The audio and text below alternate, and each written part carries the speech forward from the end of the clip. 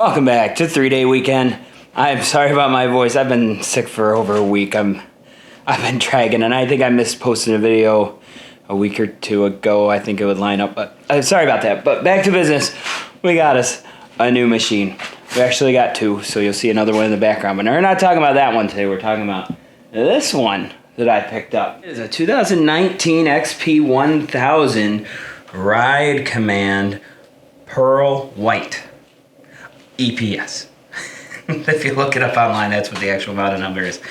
Now, she's not much of a looker right now, but I think underneath this machine is a pretty nice unit. It was driven around in some sort of sand pit place, mostly. It has rock slides that do not belong to the machine on it. So we're gonna take those out. I don't know what happened. It's got a bar out of adjustment in the back. But overall, I mean, there's a couple of little pop plastics. I think we're gonna end up okay. Like I said, it is the Ride Command Edition, and the Ride Command is working. It does have the sound system. It came with the sub that clips into the rear. There's a plug for it. But I think we're probably gonna run the cooler or the storage bin instead. I don't care so much about the sub. It's one of those machines that I got for the wife. You know, she's super excited about it too, but it is filthy disgusting, and everything is all worn out. I think it's gonna need some new decals and whatnot, but I'm gonna try to get this cleaned up. Let's take a closer look at the challenge that we have, and I have some experimental ways we're gonna deal with it today. First up are these plastics. They're so sun faded. I'm pretty sure this was kept outside.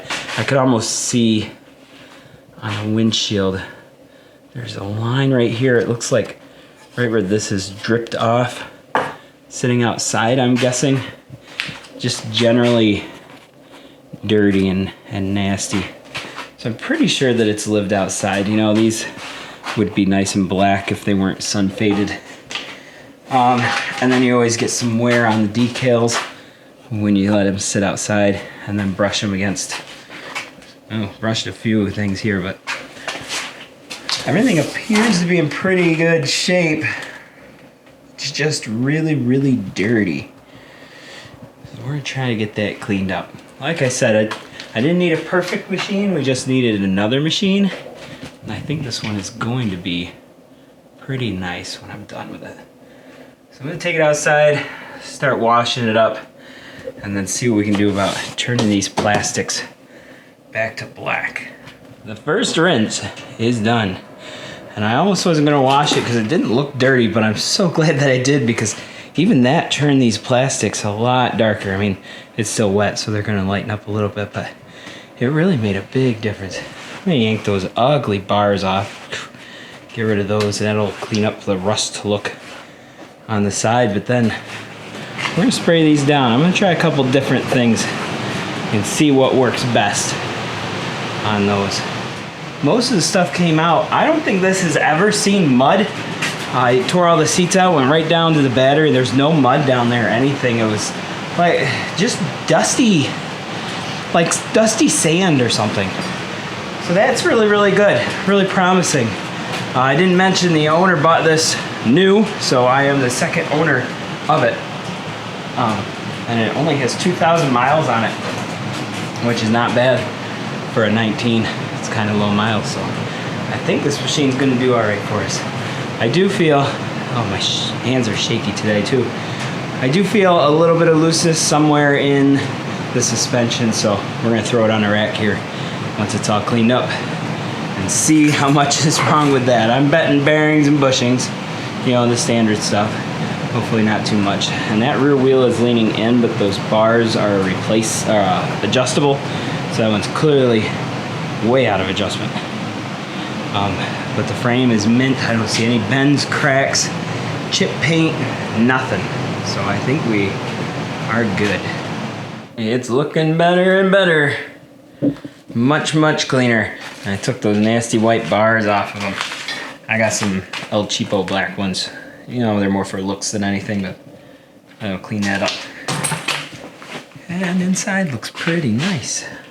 The plastics are just still really, really faded. It was clearly kept outside. And I think more sun hit the far side than the other.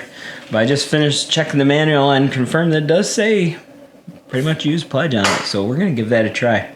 I don't know what part to try first.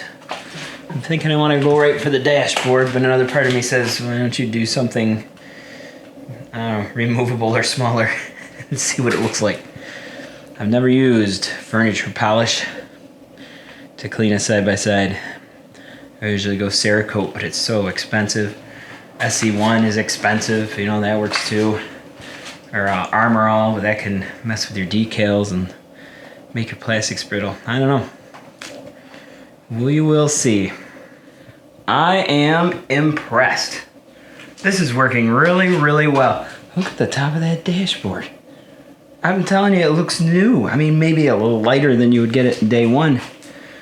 But if this thing really sat outside for years, that's not bad. This kind of faded back out. I'll put some more on that. But, I mean, that was the color of everything. All right, so I did up here, I did here, I did the rear fender, and I did not do the bottom. So you see some overspray, and I did this. I haven't touched that. Look at how much of a difference that is. That is impressive. And then inside, that's like a brand new dashboard in there. Beautiful. I am liking the pledge technique. That has been impressive so far. I'm sorry if this is shaky. My hand is shaking like crazy today. I'm gonna keep going. I haven't touched this side. I did the front grille. I did the ring on the lights. That cleaned up. The grill looks good. And then there's this side that I have not even touched yet. Oh my. Yeah, that needs some work. All right, I'm gonna keep going.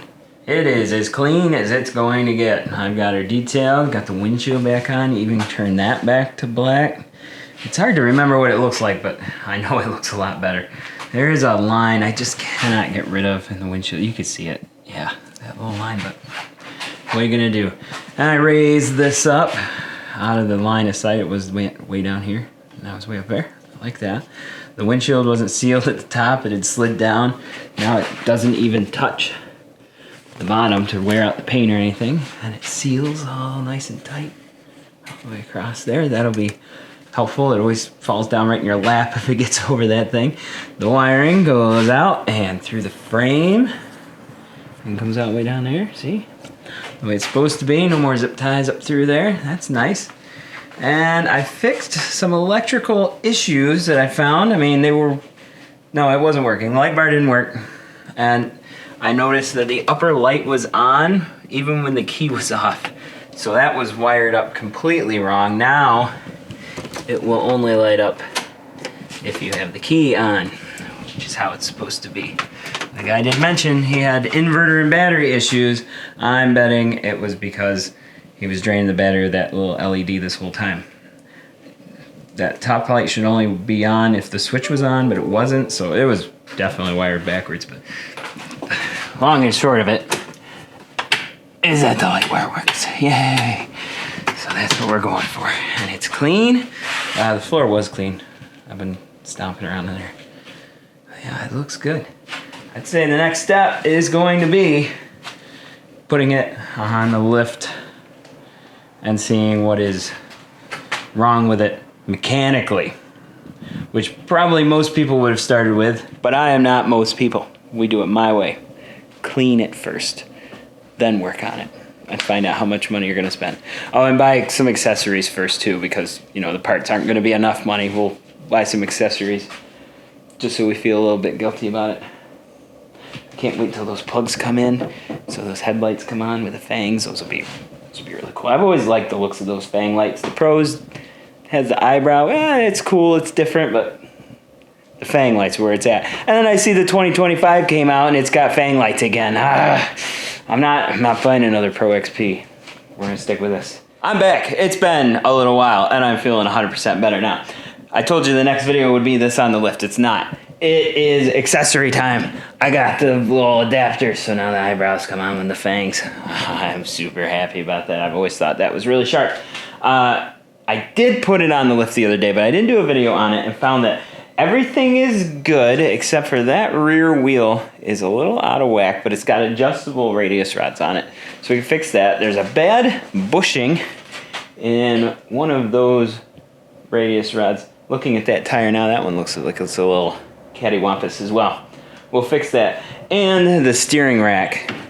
There is some play in that steering rack. I looked at it while it was up on the lift, and it's internal to the rack. Look at right there, that's the input coming down onto the shaft. And when I move this tire, you can see that whole shaft is moving, and I can actually see air gap between the seal and that input shaft. That's all bad news. Bad news is in I'm not gonna rebuild that steering rack. We're just gonna throw it out. I already have a new one sitting over in one of those boxes back there. Went with Super ATV Rock Boss or Trail Boss. I don't know what they call it. Whole new rack, tie rods, everything. We're gonna do a separate video on that. But I do have some other accessories to make it ready for the main event that we're gonna take it to. Here is the first accessory by Longhorn Fab, and it is a seat riser. We're gonna get 2 inches of rise, and then it advertises another 4.5 inches of forward movement on the seat. Because, like I said in the beginning, this machine is for the wife. So we're gonna try to make it easy for her to see out of, and by raising the seat up and forward, she'll be able to do that a little bit better. And maybe by doing that, it'll discourage me from driving it quite as much. 'Cause it is a nice little machine. I'm looking forward to driving around, but we're setting it up for her so that we can go to Michigan or Tall Pines or whatever, and she'll be able to drive her own machine. That'll work out well. So we're gonna throw that in real quick.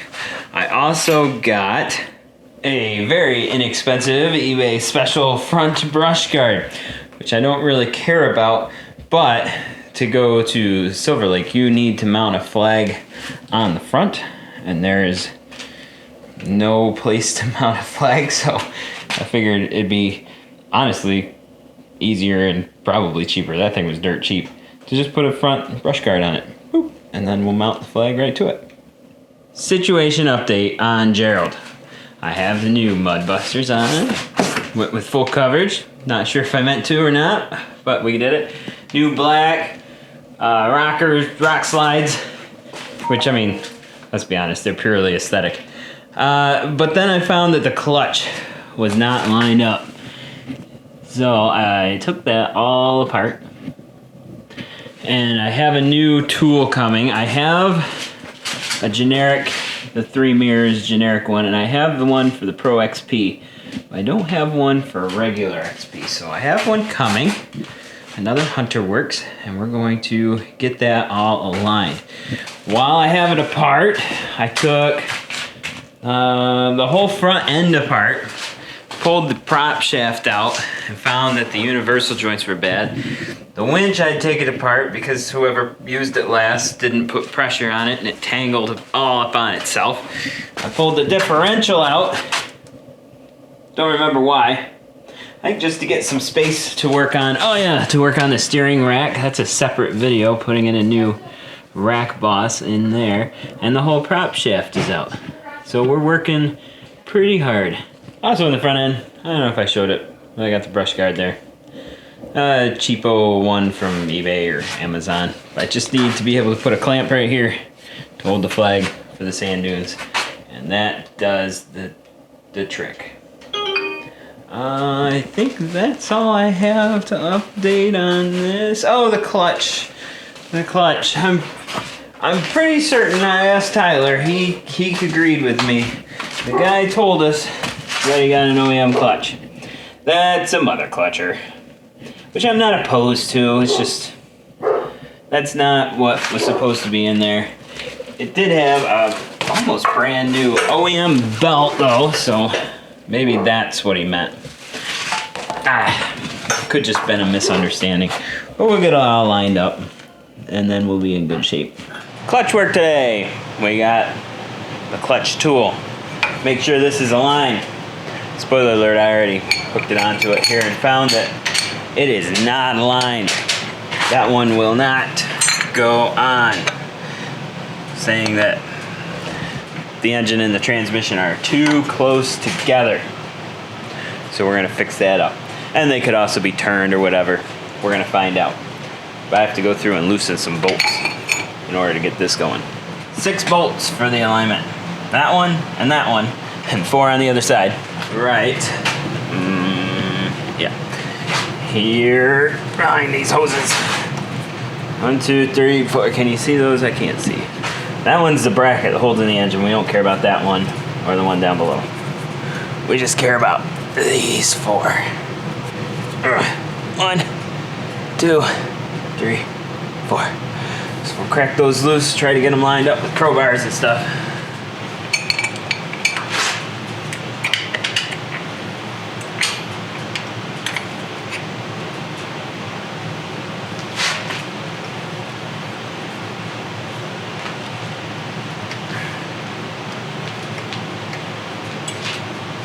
Okay.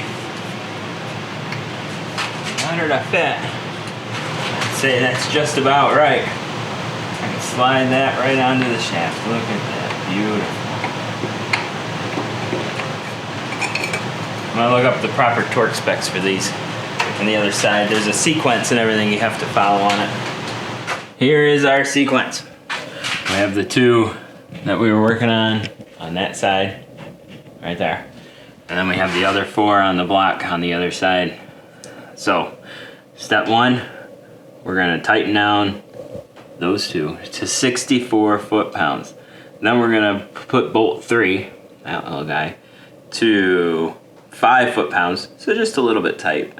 And then we'll go to the rest of them at 44. So we'll do 3, then 44, 44, 44, and 44 again. And then we'll be tight. I think they're in there a little tighter than that right now. So I'm gonna loosen it up and do that whole procedure one more time. Make sure we still are lined up. I just followed all the torque sequences, which is tricky to get a torque wrench into some of these places. But she slides right in nice. So my alignment should be good. I just hope it took care of the in and out alignment direction. There's only one way to know for sure if it did. I'll pull this back together. So I'll do that now. Just got a new belt on there. I did get a brand new belt, so we can save the other one as a backup, even though it was a brand new OEM. I'm just checking the alignment, and she is perfect. Oh man, it is dead center. I don't know if you can see. Let me take a picture.